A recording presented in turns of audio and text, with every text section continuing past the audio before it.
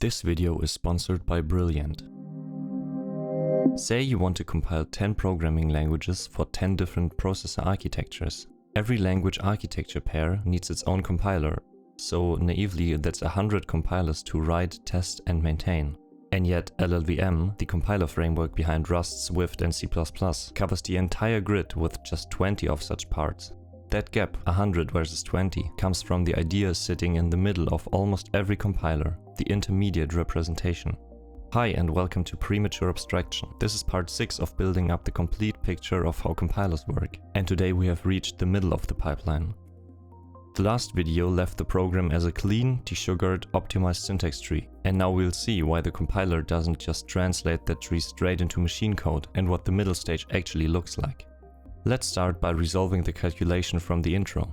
A compiler has a front end that understands a specific source language, and the back end that generates code for a specific target architecture.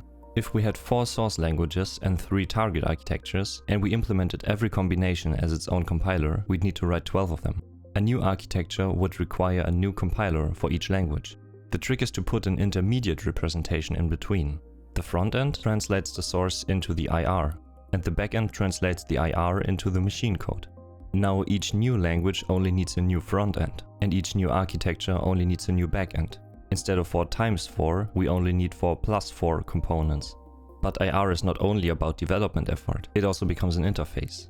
The front end and the backend can be developed completely independently. That's for example exactly what happens with LLVM. LLVM IR is the contract, and by targeting it, you get compilation to all the different architectures that LLVM supports for free. So what does IR actually look like? There's a lot of variation, but most IRs sit somewhere in between assembly and a high-level language.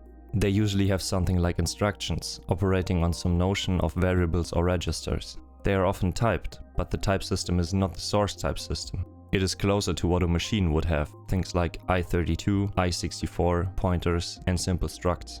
This matters because type information enables optimizations later on. Even knowing that an integer has 32 bits rather than 64 lets the backend pick more specific instructions, pack more values into registers, and prove that certain arithmetic can't overflow. Control flow is the other big change. Structured constructs like if, while, and for often get translated into conditional jumps and labels. This is what makes the IR a bit uglier to read, but it's also what makes it more analyzable, because control flow is not just a graph of jumps instead of a nested tree. It's worth stressing that IR is not one specific thing. The AST we've been discussing is technically already an intermediate representation. It's the first form of the program after parsing, and some tiny compilers really do go straight from the AST to machine code. Beyond that, compilers use a whole collection of different IR shapes. Expression decks keep the tree shape but share common sub-expressions so you don't compute the same thing twice. A 3-address code is a flat sequence of simple instructions, each of the form A equals B operator C. And then there's SSA, static single assignment, which we'll have a closer look at in a minute, because it's the form that powers most modern compilers.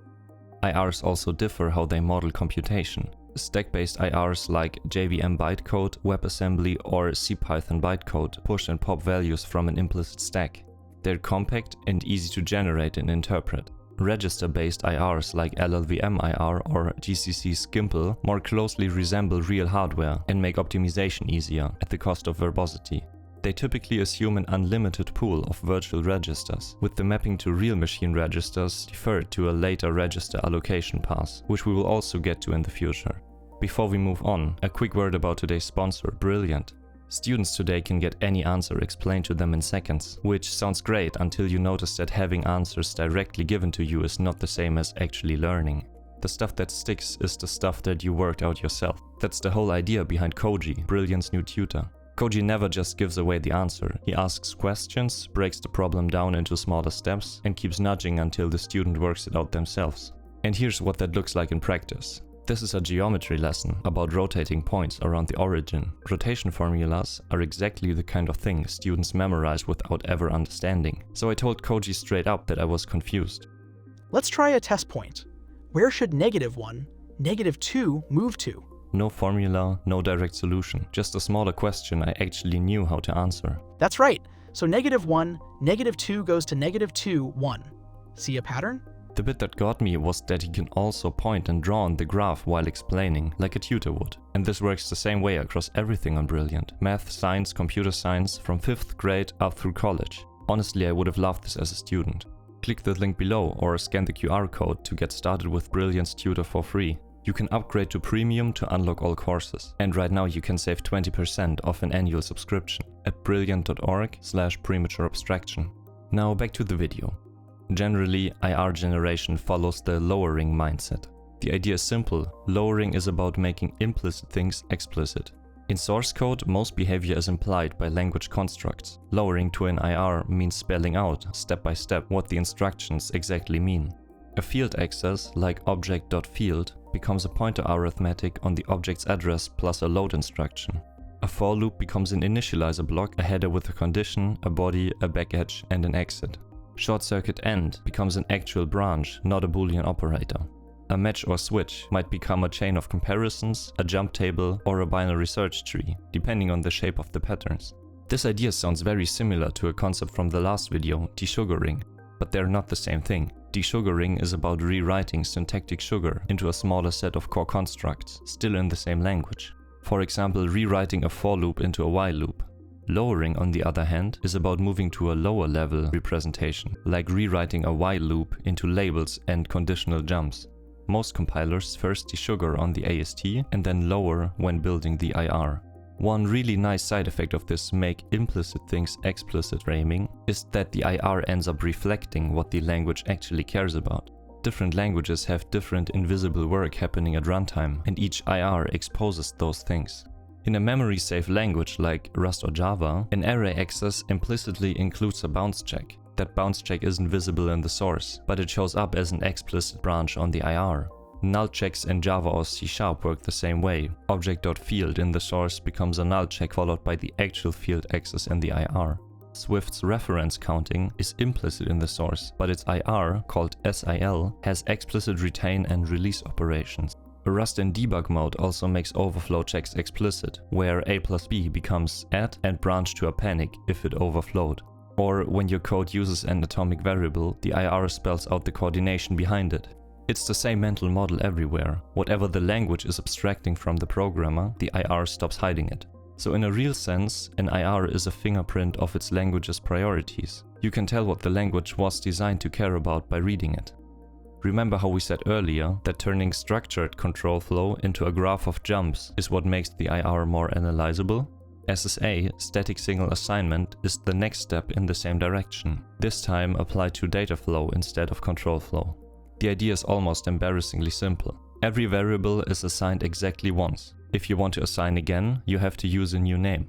At first, this may feel like it makes things more complicated, but it has remarkable implications. In a non-SSA IR, asking what value does this use of x refer to requires a real data flow analysis, because x could have been assigned anywhere upstream. In SSA, the definition is the name. The analysis is already done, baked into the variable.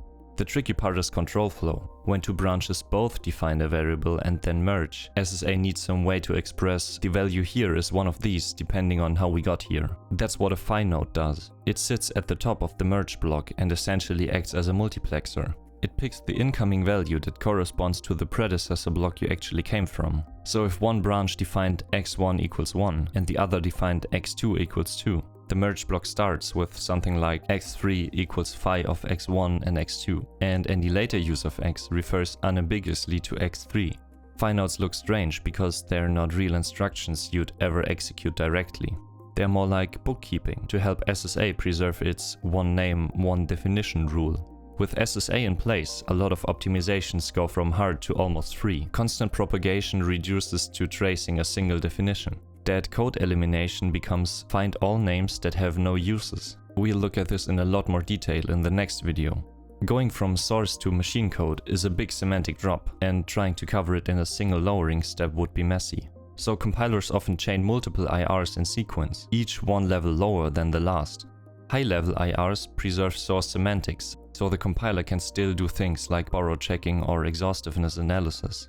Low-level IRs expose machine details so the backend can do register allocation and instruction selection. Each lowering step throws away information it no longer needs, and makes explicit something that was previously implicit. Before we get into the last few ideas, I want to take a quick moment to thank everyone supporting the channel on Patreon. You're the reason this series can keep going, and I really appreciate it. If you'd like to join, the link is in the description. And if you're enjoying the series, subscribing is the easiest way to make sure you don't miss the rest of it. Something interesting happens before an IR gets formalized enough. It starts to look like a programming language on its own. And in fact, some IRs are programming languages. For a long time, C was used as a de facto IR. If you wanted to write a new language, the fastest path to running it everywhere was to translate it to C, and then use a standard C compiler after that. Early versions of C++ and Haskell did exactly that. Or look at the JVM, which runs Java bytecode. It wasn't meant as a language on its own, but as the shipping format of a program, with the final lowering to machine code happening on the user's device, today via a just-in-time compiler. And now many different languages like Kotlin or Scala compile to JVM bytecode and inherit the JVM's JIT for free. WebAssembly is the modern version of the same idea. It's an IR that was designated from scratch to be shipped. Compact, fast to decode, and deliberately low-level enough that the final lowering to machine code on the user's device is cheap. Languages as different as Rust, C++, Go, and C# all compile to it, and in return they get to run in a browser, on a server, or inside a sandboxed runtime, without any of those targets having to know anything about the source language. It's a good example of an IR that is at the same time a compilation target, a distribution format, and a portability layer.